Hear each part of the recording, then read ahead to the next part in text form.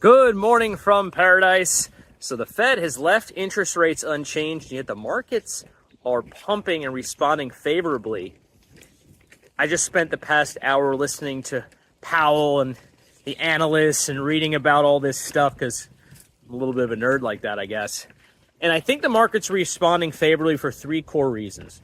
One, Powell all but admitted that, yes, tariffs have likely increased inflation, particularly around goods, and may continue to do so, but that inflation is going to be transitory. It's going to be temporary. It's going to go away on its own without the Fed having to increase interest rates to combat that.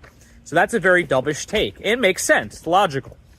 Second point, he also admitted and acknowledged that the soft economic data, the survey data that they get in, is indicating that households and consumers and businesses are under pressure right now. They're uncertain, and they may cut back on spending, which would then have a ripple effect on growth in the real economy.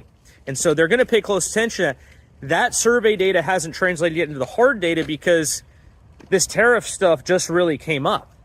So if they're looking a month, the hard data is 2 months old, but this information is new. We got to wait for that to trickle in and impact the real economy, which I think is going to happen.